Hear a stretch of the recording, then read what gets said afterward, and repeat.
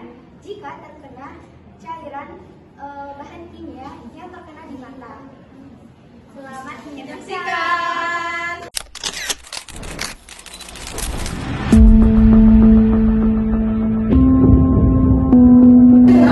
Pagi itu di laboratorium kampus sedang dilakukan praktikum kimia.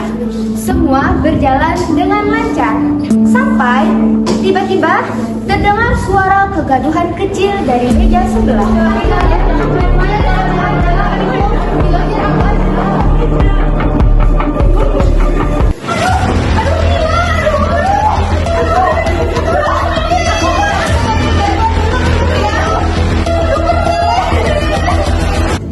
Petugas P3K segera datang dengan membawa perlengkapan kotak P3K dan air mengalir.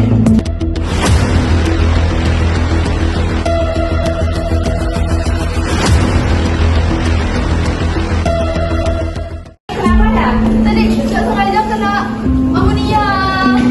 Baik, untuk Riz, tenang dulu ya, jangan panik. Terus akhirnya kalau galakan kepala Riz ke atas, lalu Riz jangan digosok ya matanya. Baik, aku siapkan air bersihnya terlebih dahulu ya.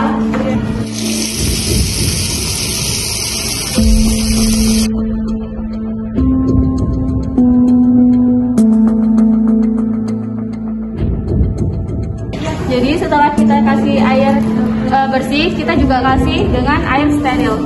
Buka matanya, Liz. Tahan ya. Aduh. Setelah membilas, petugas P3K memeriksa kondisi Liz. Liz, apakah masih terasa panas atau perih matanya? Udah mendingan tapi masih sedikit perih. Baik, tahan ya Liz. Sebentar lagi petugas akan datang. Nah, jadi ini hanya pertolongan pertama saja.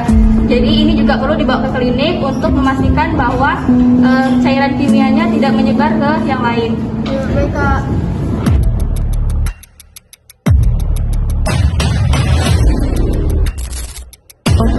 Ayo, Akila, ini si Mary sudah datang. Korbannya terkena bakterinnya.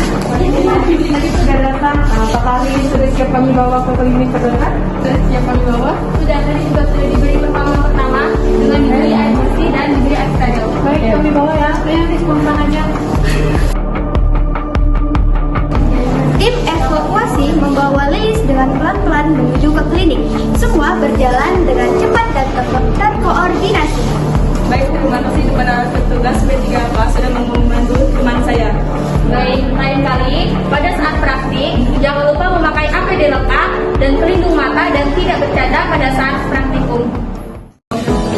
Nah, teman-teman, dari kejadian ini kita belajar. Pertama sangat penting.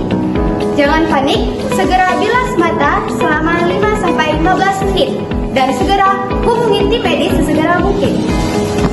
Nah, adapun pesan moral yang bisa kita ambil dari kejadian ini, ketenangan dan ketepatan dalam pertolongan pertama bisa menyelamatkan cedera serius. Baik teman-teman, pertolongan pertama pada saat kita praktikum tetapi mengenai mata kita terkena bahan kimia, yang pertama adalah membasuh mata kita menggunakan air keran yang mengalir, yang kedua menggunakan air steril, yang ketiga hubungi medis terdekat, dan yang keempat dibawa ke klinik. Nah, tentunya teman-teman pada saat praktikum jika mata terkena bahan zat kimia, air mengalir yang kita gunakan adalah sebenarnya itu adalah. Jadi teman-teman, pada saat mata kita terkena zat kimia, keran yang sebenarnya kita gunakan adalah eye wash, yang dimana pada saat mata kita terkena, korban tadi harus menunduk ke keran tersebut. Jadi di sini ada dua mata kerannya, terus mata korban harus membuka selebar-lebarnya dan air ini harus mengalir selama 5-10 menit.